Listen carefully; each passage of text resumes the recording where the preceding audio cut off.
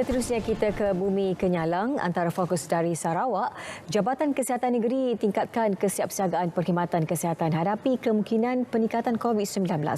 Perincian lanjut kita terus saja bersama Buma Wiyin di sana. Buma, silakan. Baik, terima kasih Atika.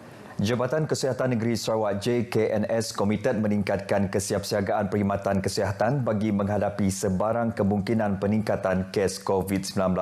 Menurut pengarahnya Dr. Oi Chu Hak, ini berikutan pengumuman kelonggaran prosedur operasi standard SOP yang berkuat kuasa 1 Mei ini dan sambutan Hari Raya Aidilfitri. Dr. Oi menerusi kenyataan media memaklumkan bahawa pihaknya kini bersedia menghadapi peningkatan kes dengan meningkatkan liputan vaksinasi COVID-19 yang tinggi untuk setiap kumpulan sasar dan pemberian dos penggalak kedua kepada individu yang berisiko tinggi. Tambahnya, ini termasuk menyediakan bekalan ubat antiviral COVID-19 yang telah ditempatkan di hospital dan klinik kesihatan selain memastikan bilangan katil di unit rawatan rapi mencukupi. Malah katanya lagi, pihaknya juga akan mengekalkan kapasiti ujian yang tinggi di makmal kerajaan dan swasta serta penggunaan rapid test kit sebagai ujian pengesanan COVID-19. Justru Dr. Oi menyeru orang ramai agar tidak leka dan terus mengamalkan langkah-langkah pencegahan yang disarankan oleh Kementerian Kesihatan Malaysia. Ini termasuk tarikh akhir pemberian vaksin COVID-19 dos pertama di bawah program imunisasi COVID-19 kebangsaan kanak-kanak pada 15 Mei depan.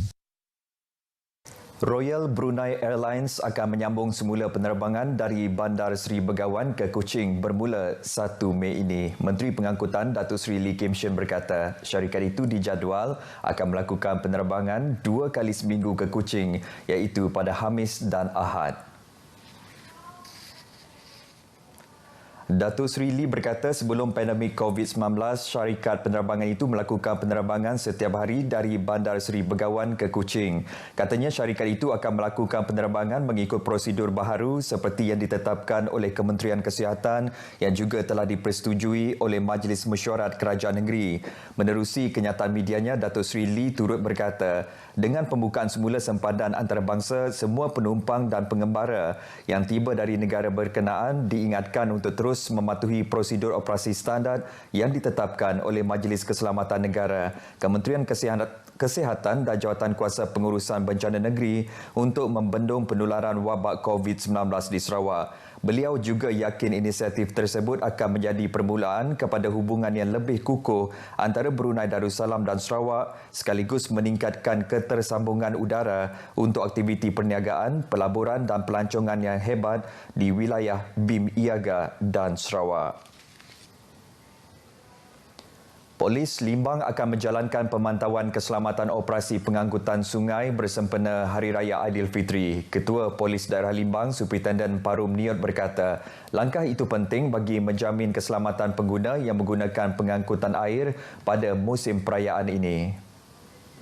Di daerah Limbang ni, kita akan melaksanakan selamat sungai, ya, pengangkutan sungai, ya, yang melibatkan bot-bot penambang yang membawa orang awam, terutama yang berkunjung masa perayaan Hari Raya ni, dan daripada Limbang ke daerah Lawas dan ke Labuan. Menurutnya, Polis Marin akan digerakkan bagi tujuan itu selain bekerjasama dengan Lembaga Sungai-Sungai Sarawak. Beliau menyatakan demikian kepada pemberita ketika selamat bersempena sambutan Aidilfitri di Limbang. Dalam perkembangan berkaitan, Superintendent Parum mengingatkan mereka yang ingin ke kampung atau meninggalkan rumah supaya memaklumkan kepada pihak polis. Ujarnya, ini membolehkan rondaan dapat dijalankan di kawasan tersebut bagi pencegahan jenayah seperti kes pecah rumah. Premier Sarawak Datuk Patinggi Tan Sri Abang Johari Tonopeng menerima kunjungan hormat daripada Pesuruhjaya Polis Sarawak yang baharu, Datuk Azman Ahmad Sapri di Wisma Bapa Malaysia Kuching hari ini. Datuk Azman berkata ia merupakan kunjungan hormat pertama beliau setelah menjawat jawatan tersebut yang berkuat kuasa bulan ini. Ketika ditemui pemberita selepas kunjungan hormat berkenaan, beliau memaklumkan dalam pertemuan itu perkara yang diberi perhatian berkaitan keselamatan dan membincangkan langkah-langkah mengawal kadar jenayah di Sarawak. Terdahulu turut mengadakan kunjungan hormat tersebut Pengerusi Suruhanjaya Perkhidmatan Awam Negeri Sarawak, Datuk Abdul Ghafur Sharif. Baik saudara, sekian berita dari Sarawak. Salam keluarga Malaysia. Kita kembali bersama Atikah di Angkasa Puri. Silakan Atikah. Baik, terima kasih Buma untuk perkembangan di Sarawak.